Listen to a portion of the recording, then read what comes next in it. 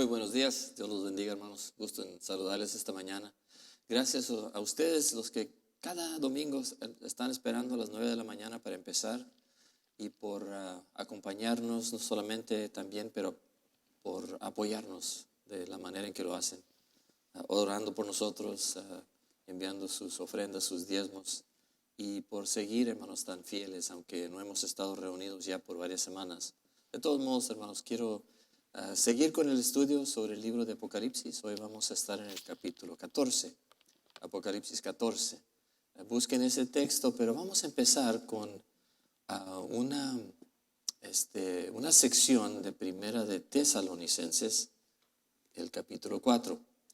Y esta porción de Primera de Tesalonicenses es una sección de las Escrituras que yo he leído, hermanos, tantas veces en diferentes cementerios, camposantos, sobre todo el valle.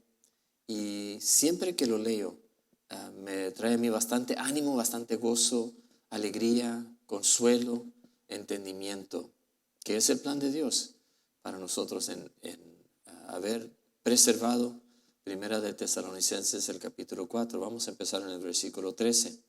Pero antes vamos a orar, darle gracias a Dios y hacer un resumen, hermanos, de dónde hemos llegado a este punto. Padre, te doy gracias por tu amor, por tu palabra y por el Espíritu Santo en nosotros. Gracias por todos los que están reunidos. Te pedimos que nos des ojos para ver, oídos para escuchar y llenarnos de fe, sabiendo que al leer tu palabra, fe viene a nuestra vida, a nuestra alma, a nuestro corazón. En el nombre fuerte de Jesús oramos. Amén y amén. En los meses que han pasado, hermanos, hemos estado estudiando este libro, que es un libro, hermanos, que nos habla del futuro. Y quiero regresar a la esquema de el tiempo, los últimos tiempos, como empezaron cuando el Señor Jesús resucitó de entre los muertos y ascendió al cielo.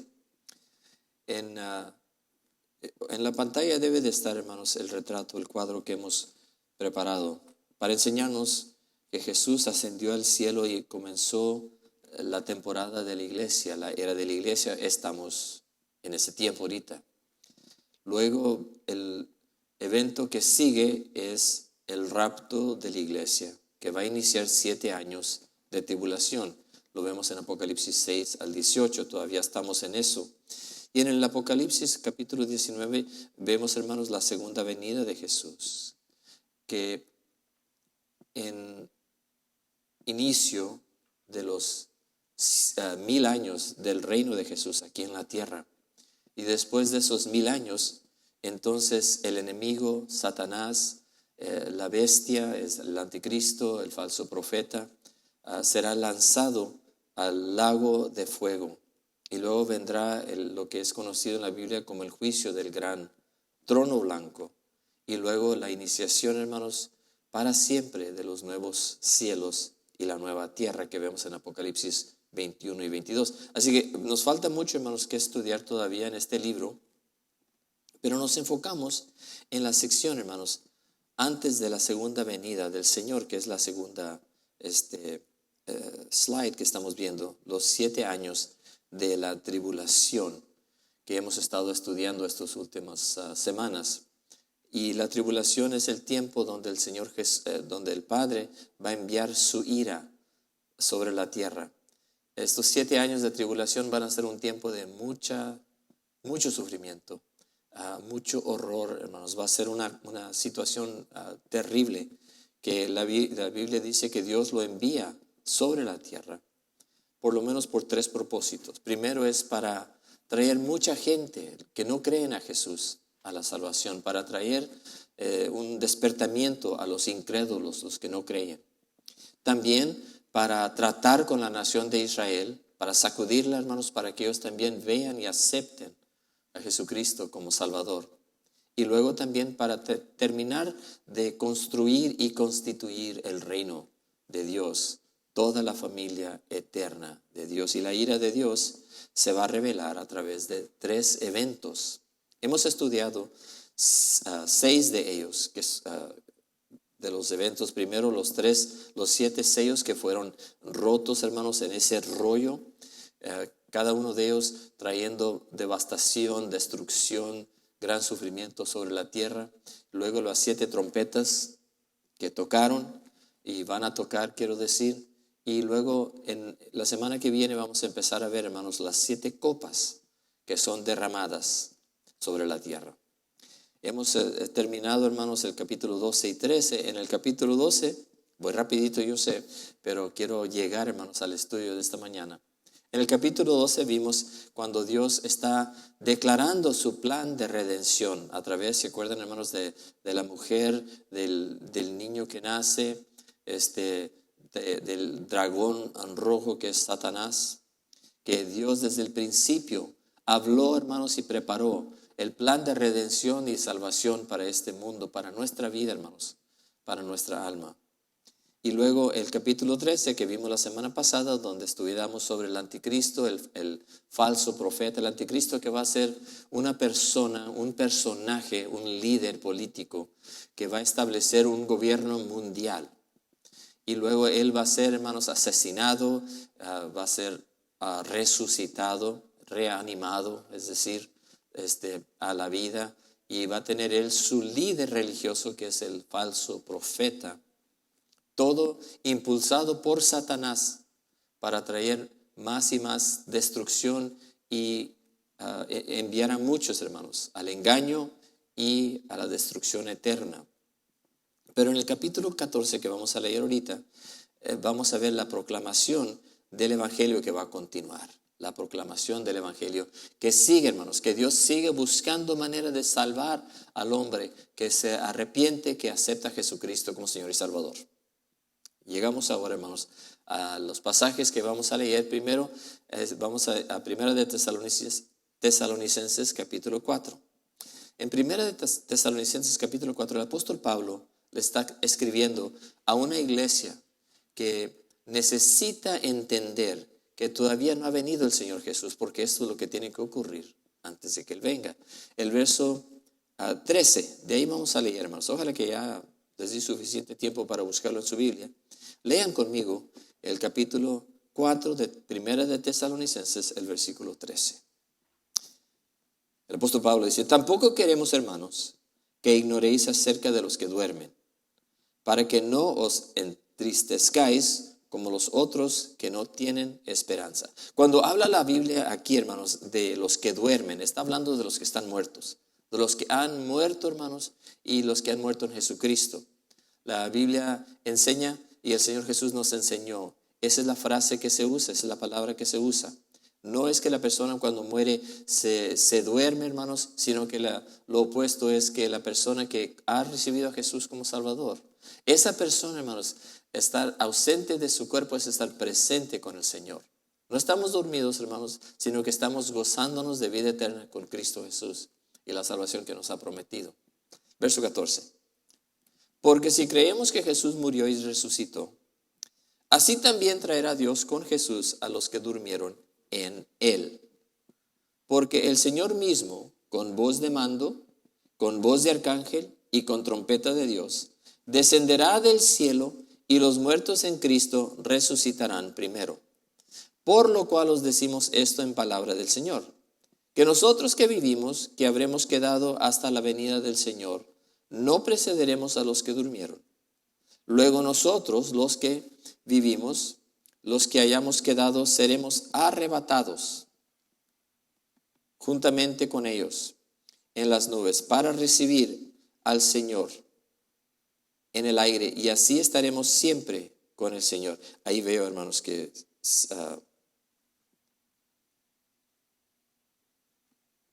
las dos frases las puse yo, las confundí, era 15 y 16, lo leí en lo opuesto.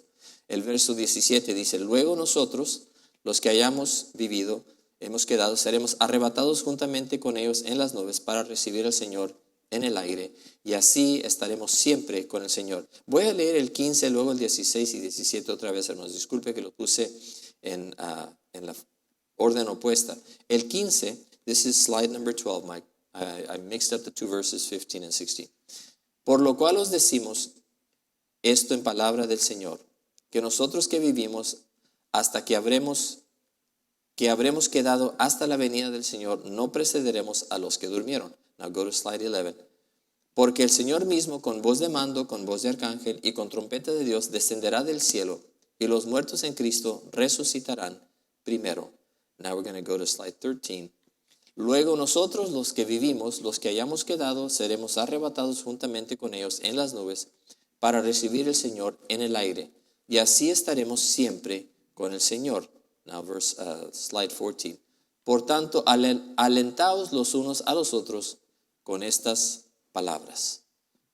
Ok, ojalá que no les haya enredado demasiado, hermanos, pero aquí en mi PowerPoint confundí los dos versos. Bueno, yo creo que ustedes lo estaban leyendo y entendieron lo que estábamos nosotros tratando de comunicar. De todos modos, hay tres cosas, hermanos, que suceden, que nosotros entendemos según las Escrituras en los últimos días o en los últimos tiempos. Tres cosas que necesitamos nosotros siempre tener en mente. Porque cuando hablamos de la profecía de los últimos tiempos, y especialmente el libro de Apocalipsis, es posible, hermanos, enfocarnos nomás en una sección, en una porción de los últimos tiempos, del tiempo en el futuro. Por ejemplo, algunos que nomás se enfatizan en el regreso, el retorno de muchos a Israel, el pueblo de Israel a su nación. Ahorita voy a hablar de eso. Otros que hablan, hermanos, de la salvación, el restablecimiento de la nación de Israel con el templo que es construido y los sacrificios que van a empezar de nuevo. Otros que se enfatizan más, hermanos, o se concentran más en los dos testigos. Otros en los 144,000 que son evangelistas en ese tiempo. Es posible, hermanos, nosotros enfocarnos en el anticristo, en la bestia, en el falso profeta, en todas cosas. Pero hay que tomar de lo que acabo de leer tres verdades, tres realidades de lo que va a pasar en los últimos tiempos. Lo primero que vimos ahorita, hermanos, es la venida de Jesucristo. Este pasaje que acabo de leer está hablando de el rapto, cuando el Señor Jesús va a venir y va a arrebatar a la iglesia, los que han creído en Él. También habla de la resurrección de los muertos. Los que han muerto, hermanos, en Cristo Jesús van a ser resucitados cuando el Señor Jesús venga.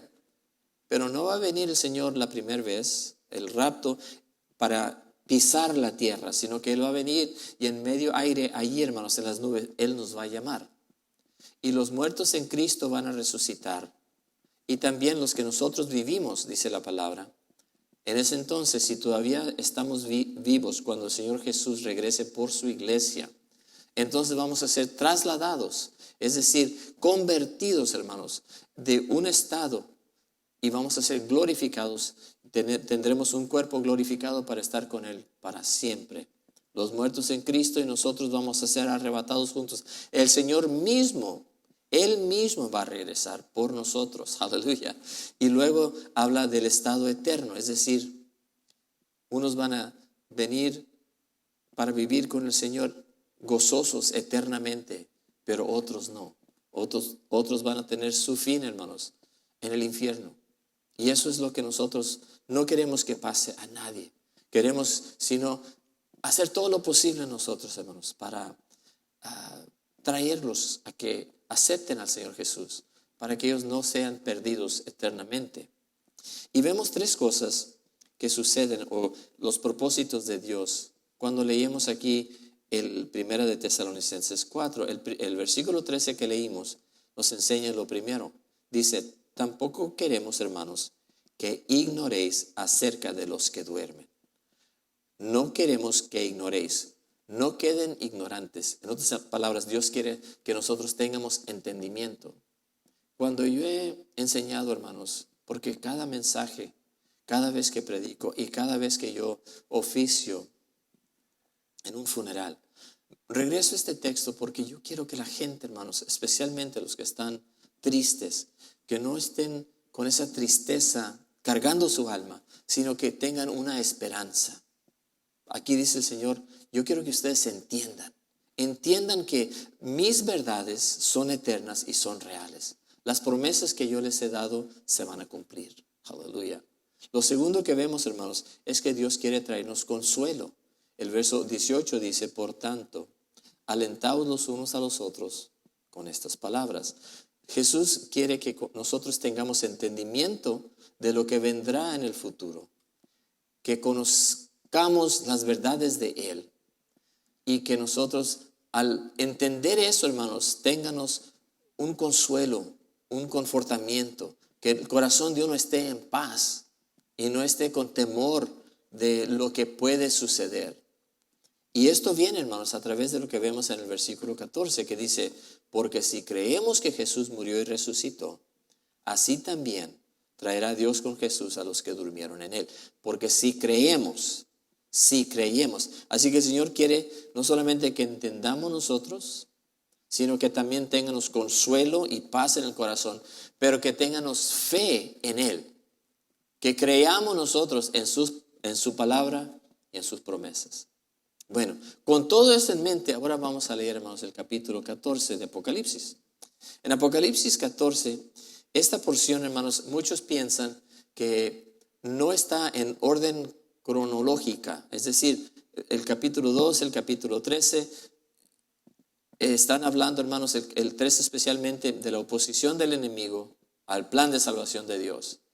Pero esto, hermanos, es como en medio de toda la tribulación, en medio de todo el horror, el sufrimiento, el dolor, el llanto, en todo ese tiempo, hermanos, como el apóstol Juan, inspirado por Dios, el Espíritu Santo, aquí se detiene por un momento para enseñarnos lo que va a suceder, que luego se revela en el capítulo 19. Lo que va a suceder, que es Jesucristo vendrá la segunda vez, aleluya.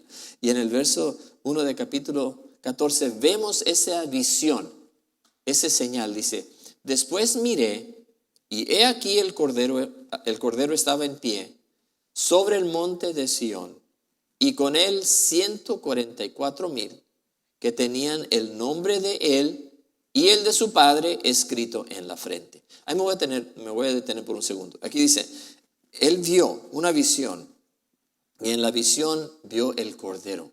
¿Ustedes se acuerdan quién es el cordero? El cordero de Dios, Jesucristo, el que murió por nuestros pecados, el cordero inmolado antes del fundamento del mundo. Cuando Jesús, hermanos, fue a la cruz y Él murió por nuestros pecados, Él recibió, hermanos, todo nuestro pecado, todo nuestro sufrimiento. Isaías declara que por sus llagas aún, por sus heridas, la sanidad viene a nosotros. Él llevó sobre Él, hermanos, toda nuestra carga, todos nuestros pecados, toda nuestra transgresión, todo, hermanos. Y Él ha decidido, en su sabiduría, ser siempre identificado como el cordero que fue llevado al matadero. Y eternamente, hermanos, así va a ser Él conocido. ¿Para qué? Para que yo en parte reconozca que Él pagó un precio tan grande por mí, que el valor que yo tengo en Él, hermanos, para Él, es grande, que Él permitió dar su vida y morir por nuestros pecados para tener salvación en Él cuando yo pongo mi fe en Jesucristo. Y aquí el apóstol ve el cordero y ve los 144,000 que están en monte Sión. El monte de Sión, hermanos, es Jerusalén. Y dice que los 144,000 tenían el nombre del Cordero, el nombre de Jesús en su frente y el nombre de su Padre escrito también en la frente. No sé si se acuerdan, pero en el capítulo 7, ahí habla de que el Señor detuvo por un momento el juicio para que fueran sellados los 144,000, que eran 12,000 hombres de cada tribu de Israel. Y Él puso su marca o su sello en la frente. Aquí entendemos que la marca fue su nombre. ¿Para qué? Para que sean identificados y protegidos durante el tiempo de la gran tribulación, para que sigan ellos evangelizando, declarando las buenas nuevas en Jesucristo. ¿Por qué es necesario que Dios haga esto? En parte, hermanos, regresamos a lo que acabamos de leer en Tesalonicenses. La iglesia ya no está aquí.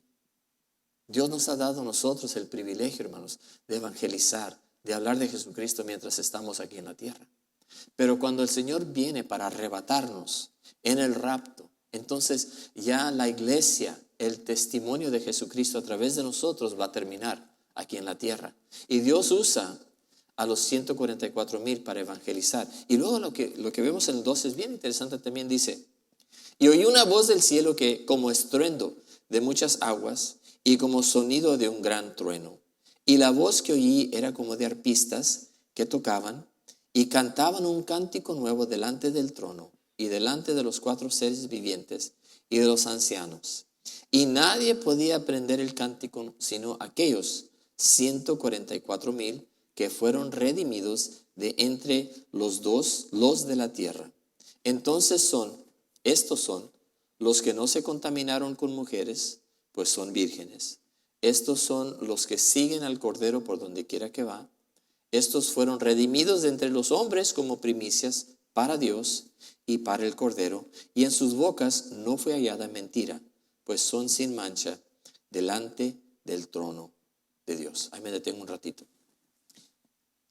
Los 144,000 entendemos nosotros que son los testigos, los 12,000 de cada tribu de Israel, que Dios los cuenta aquí como sin mancha.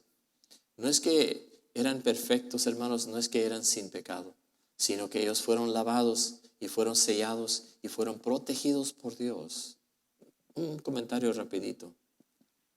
Durante el tiempo, hermanos, que estamos viendo nosotros en Apocalipsis sobre la gran tribulación, hemos visto terremotos, hermanos, hemos visto que caen del cielo asteroides, que viene y se convierte el agua en sangre, viene de grande devastación y destrucción. Y en medio de todo eso Dios protege a estos 144,000.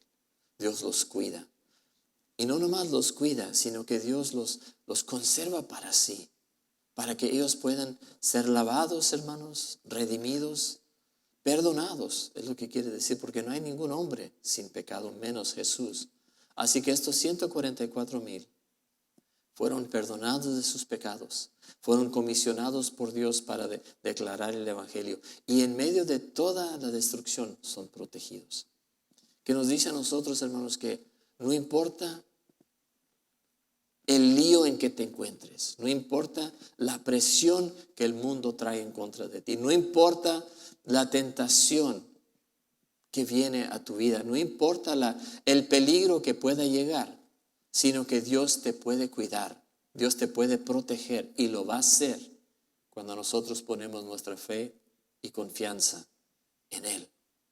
Y ellos, hermanos, son como nosotros, lavados, perdonados y guardados sin mancha hasta que venga el Señor Jesús por nosotros. El verso 6 habla de otro evangelista que Dios también comisiona. Dice: vi volar por en medio del cielo a otro ángel, que tenía el evangelio eterno para predicarlo a los moradores de la tierra, a toda nación, tribu, lengua y pueblo, diciendo a gran voz: temed a Dios y dadle gloria, porque la hora de su juicio ha llegado, y adorad a aquel que hizo el cielo y la tierra, el mar y las fuentes de las aguas. Estos dos versos nos dicen que no solamente los 144,000, pero ahora Dios, hermanos, le da al ángel el derecho y la tarea de evangelizar y de declarar el evangelio a todo el mundo.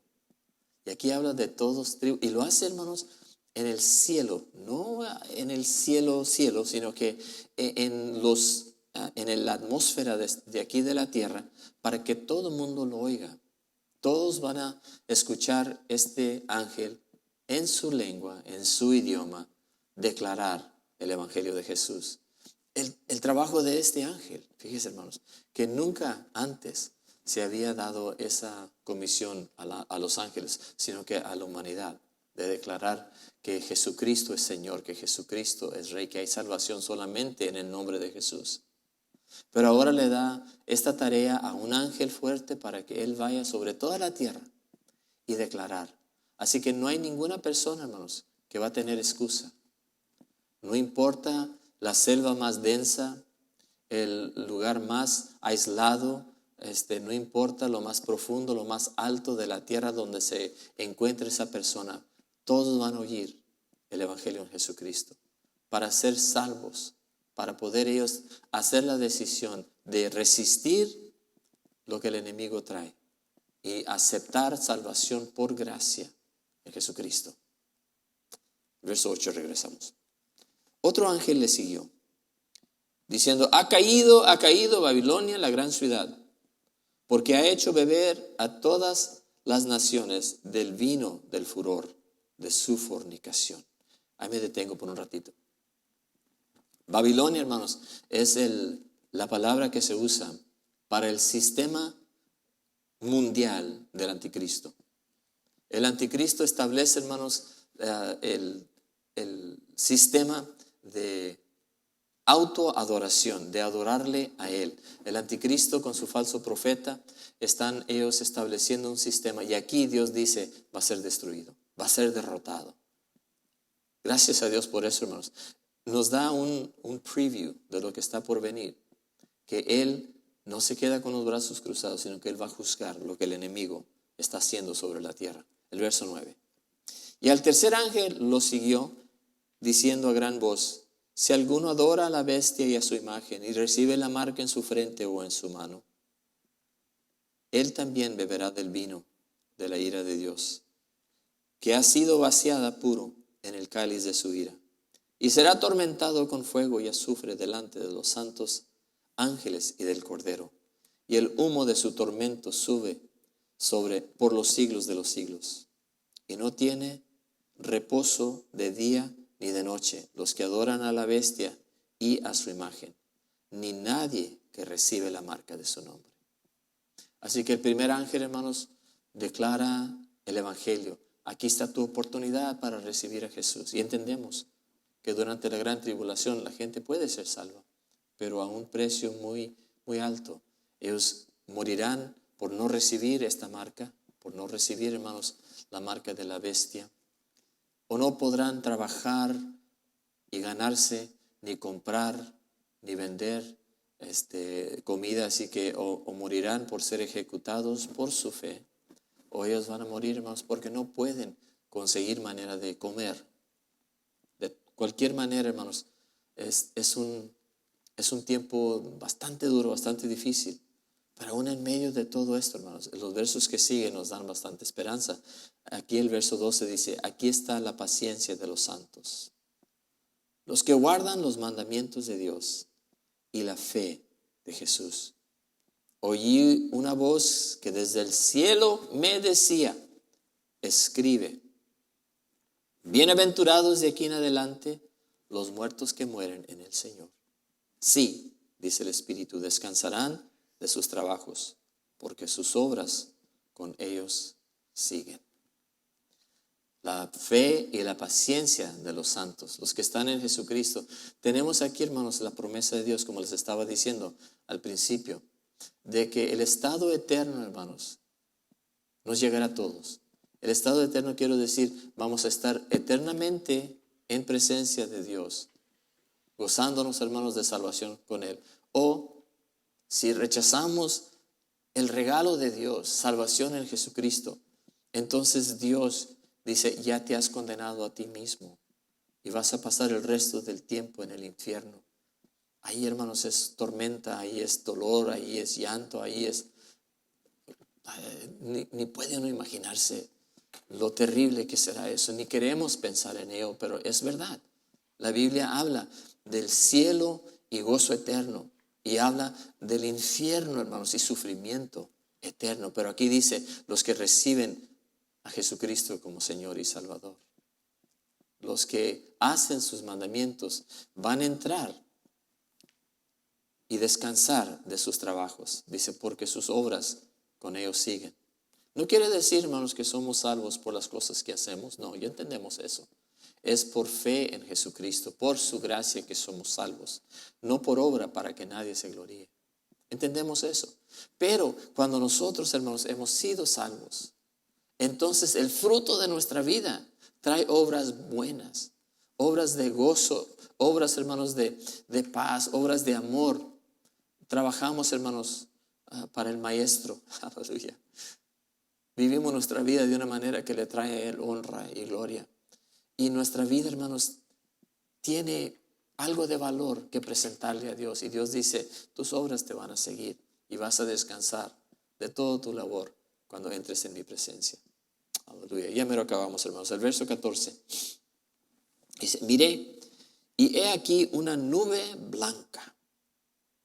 Y sobre la nube uno sentado, semejante al Hijo del Hombre, que tenía en la cabeza una corona, una diadema de oro, y en la mano una hoz aguda. Y del templo salió otro ángel clamando a gran voz al que estaba sentado sobre la nube: mete tu hoz y siega, cosecha, porque la hora de segar ha llegado, pues la mies de la tierra está madura. Y el que estaba sentado sobre la nube metió su hoz en la tierra, y la tierra fue segada, fue cosechada. Yo puse un retrato, hermanos, de un ejemplar de una hoz con una gavilla de trigo, para que los que no entienden la palabra hoz, está hablando de esto que en inglés es sickle. Es un instrumento, hermanos, para cosechar. Tiene un filo, hermanos, bien filudo. Y lo usaban para cosechar, hermanos, el trigo cuando ya estaba lista la cosecha.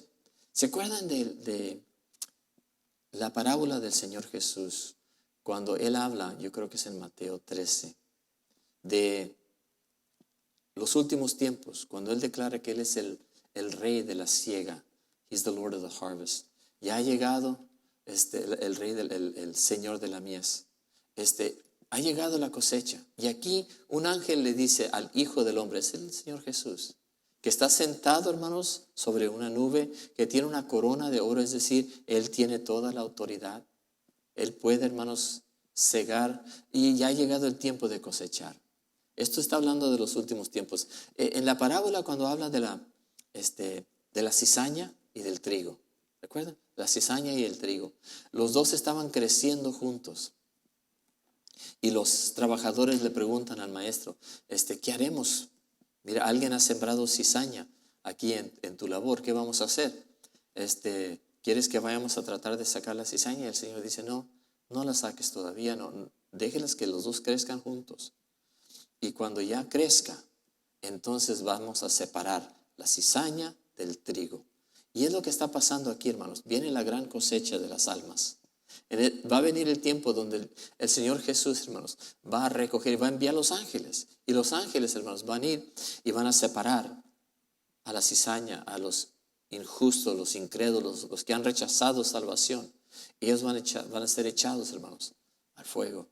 Pero va a recoger a los suyos. Va a traer, hermanos, la cosecha de almas. Aleluya. Y muchos, hermanos, van a ser salvos porque Dios es un Dios de salvación. Desgraciadamente, muchos también van a rechazar al Señor. Pero aquí vemos, hermanos, lo que dice el verso 16. El que estaba sentado sobre la nube metió su hoz en la tierra y la tierra fue segada. Y luego dice, salió otro ángel del templo que está en el cielo teniendo también una hoz aguda. Y salió del altar otro ángel que tenía poder sobre el fuego. Y llamó a gran voz al que tenía la hoz aguda, diciendo, mete tu hoz aguda y vendimia los racimos de la tierra, porque sus uvas están maduras. Ahora, el primer ángel que le dijo al Señor Jesús, Señor, ya la cosecha está lista, mete tu hoz para cosechar, para traer las almas. Pero este mismo ángel ahora le habla a otro ángel y le dice a él, también mete tu hoz. Pero ahora vamos a vendimiar, es decir, vamos a cosechar los racimos de la tierra. Las uvas están maduras, el el verso 19. Dice, y el ángel arrojó su hoz en la tierra y vendimió la viña de la tierra y echó las uvas en el gran lagar de la ira de Dios. Y fue pisado el lagar fuera de la ciudad, y del lagar salió sangre hasta los frenos de los caballos por 1,600 estadios. Esta otra cosecha, hermanos, habla de una gran destrucción, mucha muerte, mucha mortandad. Dice que, y puede ser, hermanos, que no es sangre lo que está aquí, significado, puede ser que es el vino o el jugo de las uvas, hermanos, que es tan grande que llega, hermanos, hasta como 4 pies de altura, llegándole a los frenos de los caballos. Pero verdaderamente lo que está aquí declarando es que va a venir, aparte después de la cosecha de las almas, va a venir también, hermanos, una gran batalla, va a venir una gran guerra, que es llamada la guerra de Armagedón. La guerra de Armagedón la vamos a estudiar un poquito más adelante. Pero de todos modos es un tiempo, hermanos, donde va a haber mucho sufrimiento, va a haber también mucha mortandad. Y nosotros como cristianos, hermanos, que estamos esperando la venida del Señor, tenemos que enfocarnos en las cosas que a Dios tiene valor. La realidad de que viene Jesucristo. Tanto que lo hemos dicho, hermanos. Tanto que lo hemos anhelado y lo hemos esperado. Pero viene el Señor Jesús a arrebatar su iglesia. Vendrá el tiempo de la tribulación y luego regresará el Señor Jesús la segunda vez para establecer aquí en la tierra un reino que va a durar por 1000 años. Luego, hermanos, también nosotros necesitamos enfocarnos en que los muertos en Cristo van a resucitar. Ahí debemos de cobrar ánimo, tener fe y tener consuelo en eso también. Y luego, hermanos, lo último que debemos nosotros de siempre tener en mente es que el Señor Jesús nos llama a nosotros, hermanos, a reconocer que el futuro que tenemos en ese eterno estado depende de la decisión que hacemos en este día. ¿Tenemos nosotros, hermanos, la fe en el Señor para creer? Creo que sí. Viene consuelo, viene ánimo, viene entendimiento y viene también a mi alma, hermanos, una paz eterna cuando yo he confiado en Jesús para mi vida, para mi salvación. Todo esto, cuando el Señor Jesús daba profecías y enseñaba las cosas, no era tanto para que nosotros fuéramos expertos en esto o en lo otro, sino el Señor decía, cuando sucedan estas cosas, para que sepas que hay un plan eterno que yo tengo por cumplir. Que tú creas y sepas que el Señor Jesús tiene todo en su mano en medio de todo lo que está sucediendo. Y las cosas parece que no pueden empeorar, pero siguen empeorando. Pero a la misma vez, hermanos, la fe del creyente está fijada firme en las promesas de nuestro Salvador. Y son muchas, y son buenas, y son grandes. Él nos promete nunca dejarnos, nunca desampararnos. Él promete siempre cuidarnos, hermanos, estar con nosotros hasta el fin del siglo. Y son tiempos, hermanos, difíciles, sí, pero son tiempos también donde Dios está mostrando su fuerza, su poder. Creemos en Él, confiamos en Él y descansamos en Él. Ahora, hermanos, celebramos la Santa Cena. Ojalá que se acordaron ustedes de arrimar los elementos para ahí en su casa, en su mesa. Y yo quisiera oír, hermanos, de ustedes. Quiero saber que están escuchando, sí, pero quiero oír los testimonios de las cosas que Dios ha hecho en sus vidas.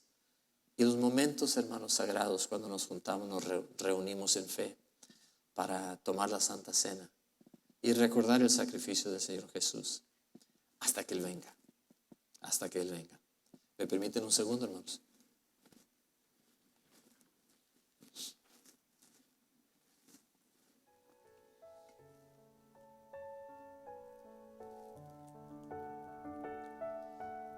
El apóstol Pablo le dice a la iglesia en Corintios, le dice, porque yo recibí del Señor lo que también os he enseñado.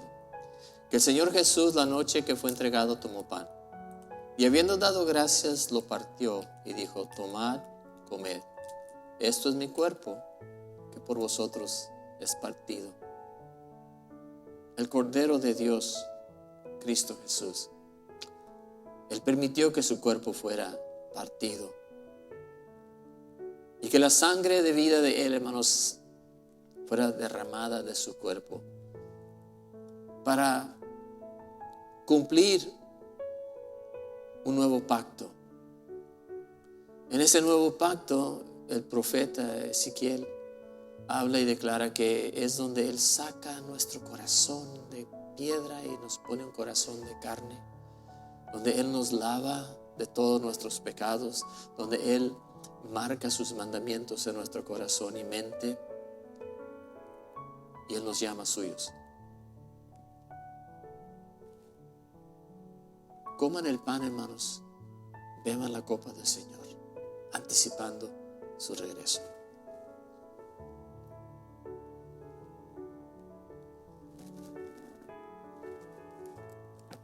Thank you, Lord.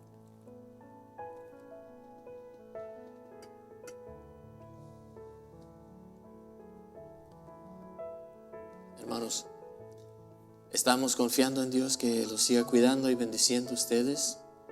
Ahorita voy a levantar los diezmos, elevarlos al Señor en adoración y las ofrendas.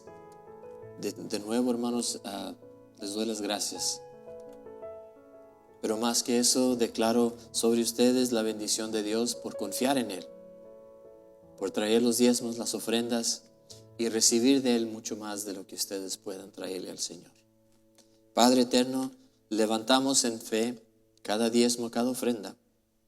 Los que están aquí, Señor, en este platillo, lo que se ha recibido por correo, lo que personalmente se ha entregado, lo que se ha dado por medio de la computadora en línea, todo eso, Señor, es una verdad de la fe que tú has dado a cada hijo tuyo que está confiando en ti. Bendice, protege, multiplica. En el nombre fuerte de Jesús. Amén. Amén y amén. Hermanos, estaremos anunciando en las semanas que vienen cuando vamos a abrir. Ahorita seguimos creyendo que Dios los va a proteger, los va a cuidar y los va a bendecir. Jehová te bendiga y te guarde. Jehová alce su rostro sobre ti y tenga de ti misericordia. Jehová alce su rostro sobre ti y ponga en ti paz. La paz de Jesús, hermanos, guarde tu corazón y guarde tu mente. Que Dios te bendiga. Les amamos mucho y Dios les ama. Nos vemos pronto.